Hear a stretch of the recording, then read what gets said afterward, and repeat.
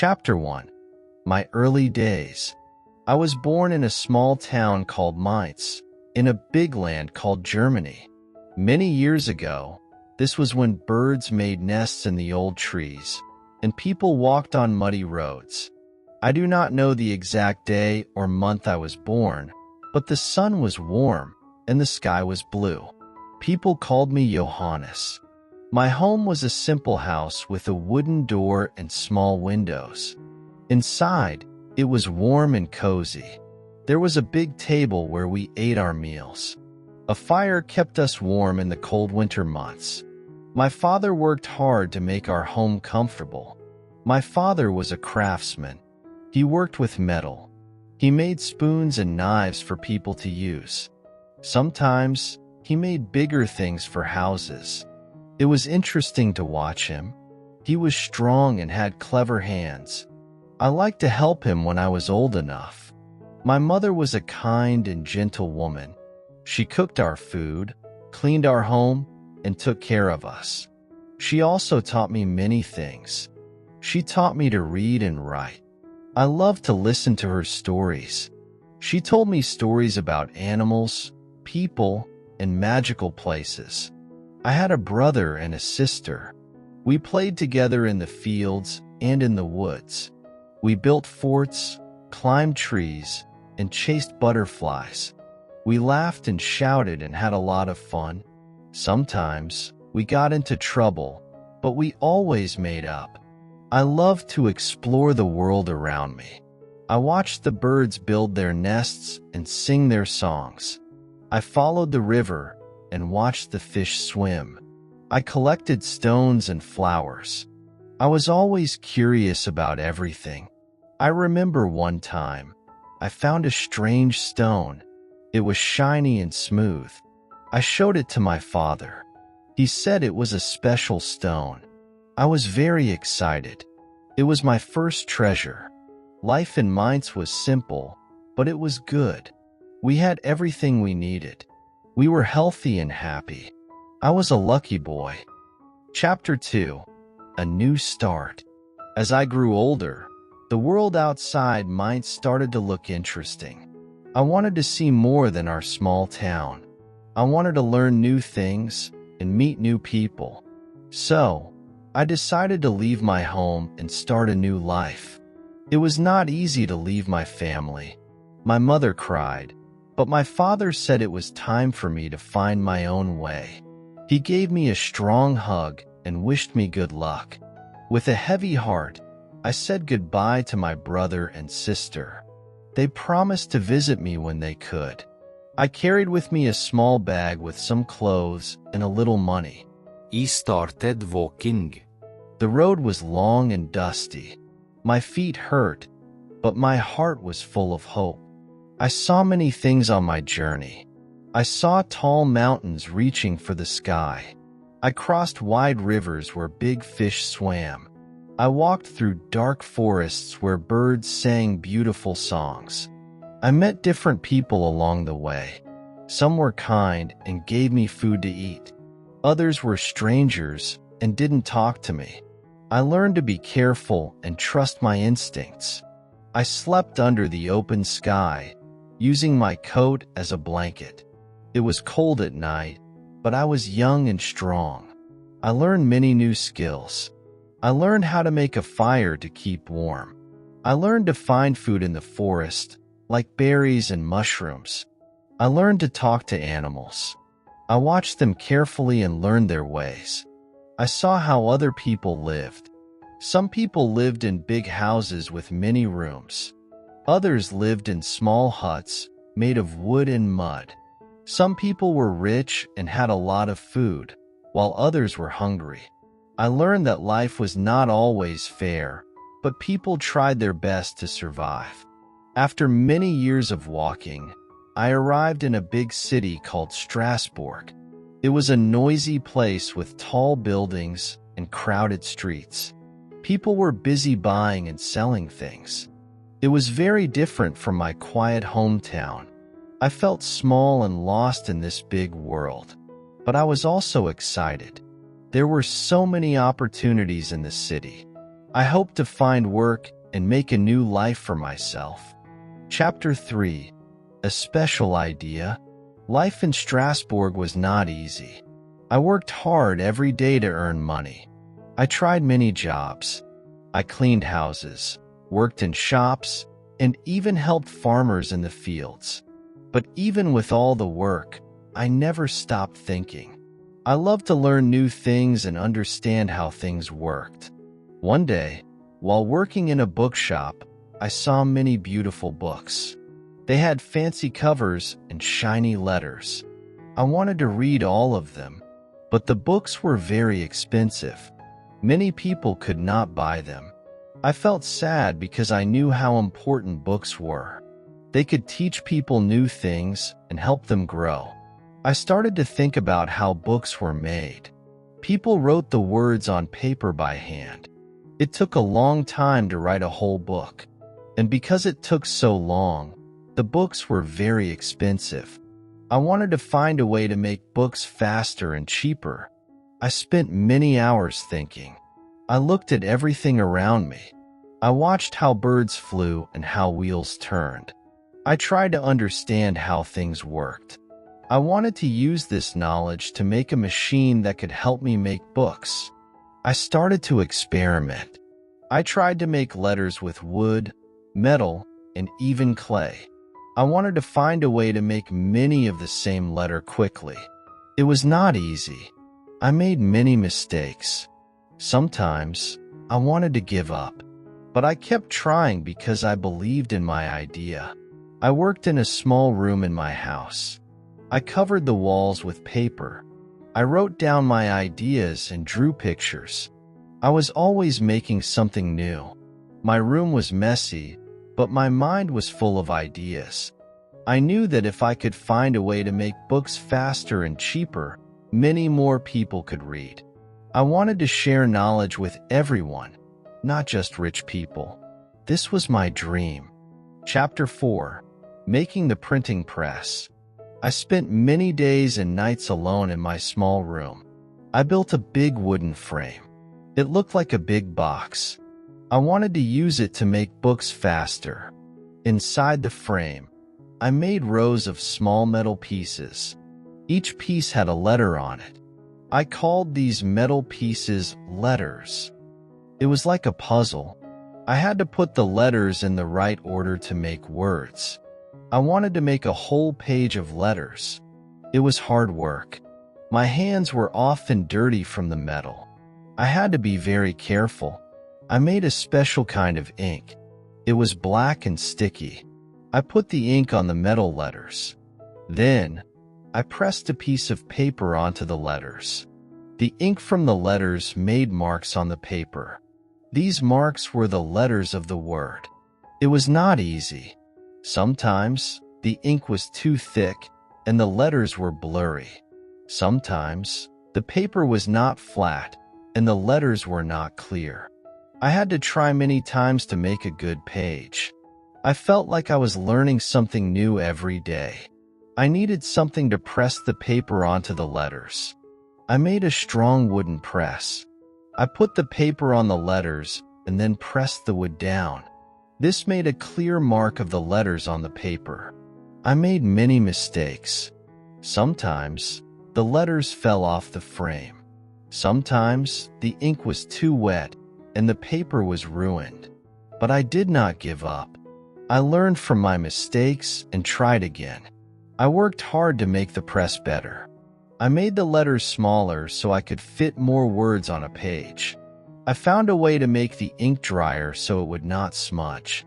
I made the wooden frame stronger so it would not break. Slowly, I started to see results. I could make the same page many times. It was much faster than writing by hand. I was very excited. I knew I was getting closer to my dream. I imagined a world where books were not so expensive. I imagined people reading books in their homes. I imagined schools with many books for children to learn from. I worked harder than ever. I believed in my idea. Chapter 5. The first book. After many tries, I finally made a machine that worked. It was like a magic box. It made the same page over and over again. I was very happy. I had created a printing press. I needed something special to print. I chose a very old and important book. It was called the Bible. It had many stories about God and people. I thought it was a good book to share with everyone. I made many pages.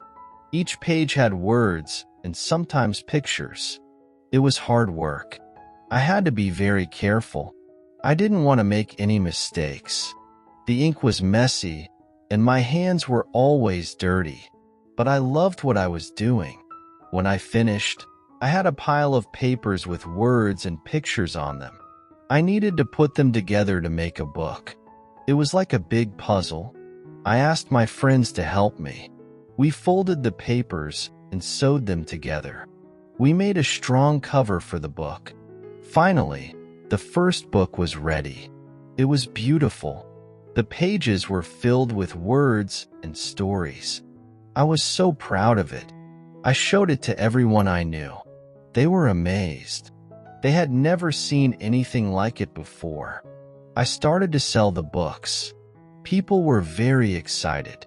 They wanted to read the Bible, but they couldn't afford to buy handwritten copies. My books were much cheaper. Many people bought them. I rented a small shop. I put a sign outside that said, "Books for sale." People came from all over to buy my books. I was very busy. I had to hire people to help me make more books. I became famous. People called me the man who invented printing. Kings and queens wanted to meet me. They were amazed by my invention. I was invited to many places. I met important people and saw beautiful cities. But I didn't forget my friends and family. I shared my success with them. I gave them money and gifts. I built a big house for my family. We lived happily together. I knew that I had changed the world. Books were no longer just for rich people. Now, everyone could learn and read. I was happy to have made a difference. Chapter 6. A famous name. My printing press became very famous. People from all over the land wanted to see it. They came to my shop to watch it work. Some wanted to learn how to make one. I was happy to teach them. I wanted everyone to be able to make books.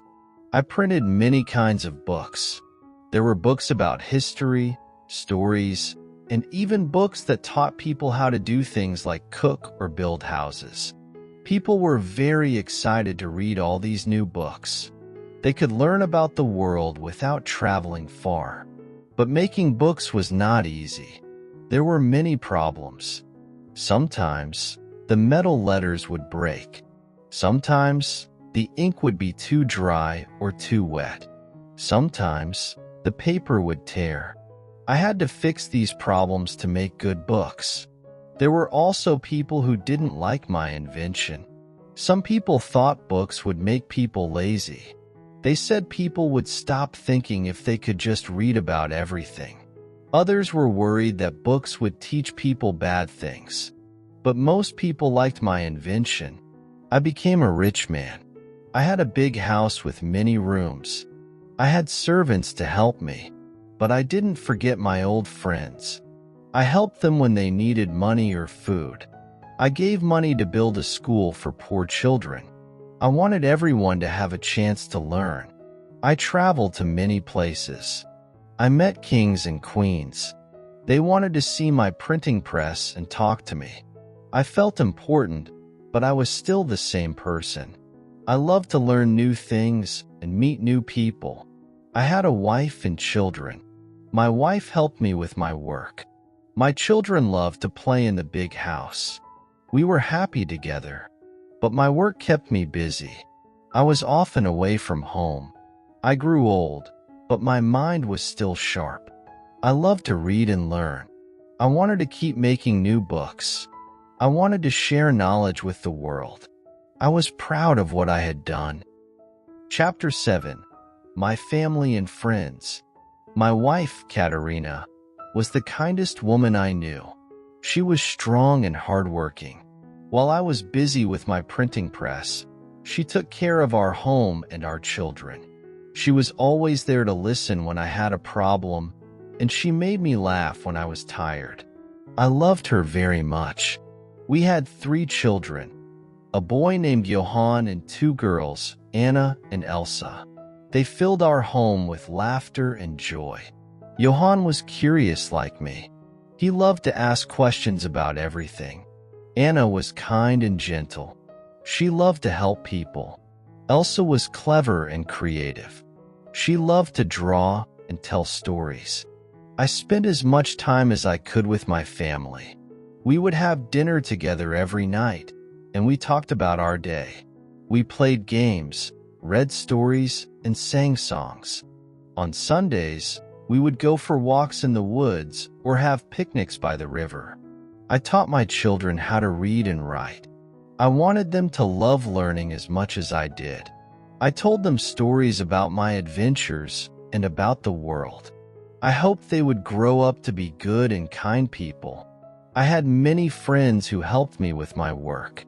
Peter was a skilled craftsman who helped me build the printing press. He was strong and patient. Ulrich was a smart businessman who helped me sell the books. He was good with numbers and people. There was also a young man named Johannes, who was like a son to me. He was eager to learn and helped me in the workshop.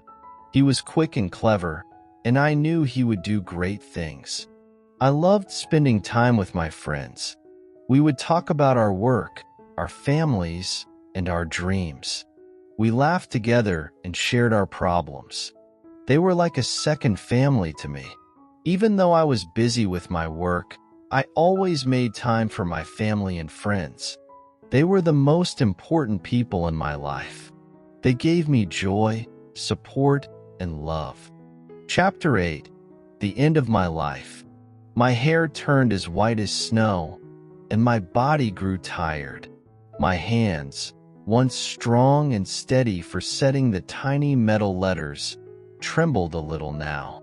But my mind, filled with memories of a lifetime of learning and creating, remained sharp and clear. I loved to sit by the fire in the evening, surrounded by my family. My grandchildren would gather around, their eyes wide with wonder as I told them stories of my adventures. I spoke of the tall mountains I climbed, the wide rivers I crossed, and the strange lands I visited. I told them about the challenges I faced when I was young and how I overcame them. Most of all, I loved to tell them about the printing press. I would explain how I dreamed of a world where knowledge was shared by everyone, not just the rich and powerful. I would show them the old, worn-out tools I used to build my first press.